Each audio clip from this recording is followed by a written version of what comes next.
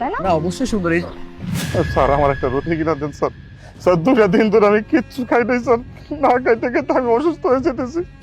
কত মানুষ এদিকে গেছে আইছে, সবাই কইছে কেউ আমার কিনা দেয় নাই স্যার। স্যার স্যার আপনার দেন না স্যার একটা রুটি কিনা। এই ফকিনের বাচ্চা, তোর সমস্যাটা কি? হ্যাঁ, একটা জায়গায় যাচ্ছিলাম, তুই এভাবে আমাদের পথ আটকাইছস। এই সাগর, তুমি না একটা কাজ করো, এই ভিখারি বাচ্চাটাকে দেখে আমার ঘৃণা লাগতেছে, বমি আসতেছে, তুমি না ওকে একটা লাথি মেরে ফেলে দাও।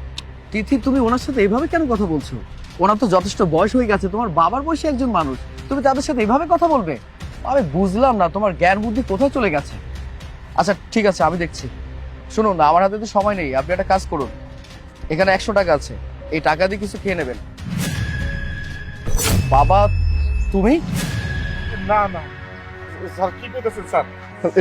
স্যার আপনি ভুল বুঝতেছেন স্যার, আমার কোনো ছেলে নাই। আপনি মনে হয় আপনার বাবার সাথে আমার মিলাই ফেলতেছেন।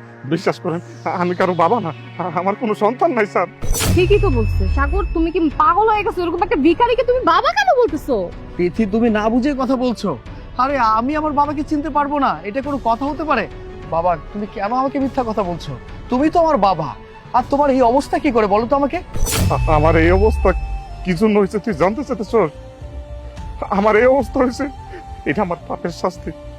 আমি যে অন্যায় তোর সাথে করছি, আল্লাহ তাআলা সেই শাস্তি দিচ্ছে আমার। তুমি পাপ করেছো, সেই পাপের শাস্তি পাচ্ছো, আমি কোনো কিছু বুঝতে পারছি না, আমাকে একটু বুঝিয়ে বলো না। হ্যাঁ বাবা, আমি ঠিকই বলছি। আমার পকেট থেকে টাকা চুরি করে মদ খাওয়া হয় না, তোর মতো সন্তান আমার কোনো দরকার নেই। বড় কাকা ঠিকই বলেন, ওর কথা অনুযায়ী তোকে যদি আগের থেকে বাড়ি থেকে বের করে দিতাম তাহলে আজকের এই দিনটা আমার দেখতে হতো না। শোন, মদখোর গাঁজাখোরের কোনো জায়গা আমার বাড়িতে নেই, যা বের হয়ে যা আমার বাড়ি থেকে। বাবা আমার কথাটা শোনো, বিশ্বাস করো, আমি তোমার পকেট থেকে কোনো টাকা পয়সা চুরি করিনি, আমি মদ খাই না, আমি গাঁজা খাই না, আমি কোনো কিছু করি না। আমার কথা একটাবারের জন্য বিশ্বাস করো।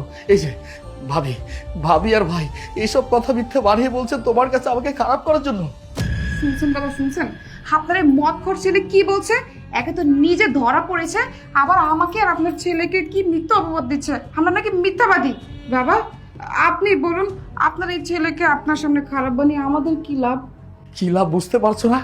এই যে তুমি তুমি যবে থেকে এই বাড়িতে আসছো, ঠিক তবে থেকে এই বাড়িতে অশান্তি লেগে আছে। আমার ভাই আমাকে এত বেশি বিশ্বাস করতো, ভালোবাসতো, সেই ভাই আমাকে এখন দেখতে পারে না, শুধুমাত্র তোমার জন্য। তুমি 24 ঘন্টা আমার ভাইয়ের কাছে কান পড়া দিয়ে দিয়ে আমাকে খারাপ বানিয়েছো। শুধু তাই না, যে ভাইকে নিয়ে আমি এত স্বপ্ন দেখতাম, যে ভাই আমাকে নিয়ে এত স্বপ্ন দেখতো, সেই ভাইটা এখন আমাকে দেখতেই পারে না। এখন তুমি চাচ্ছ আমার বাবার কাছে কিভাবে আমাকে খারাপ বানানো যায়, কিভাবে মিথ্যা ব্লেম দেওয়া যায়।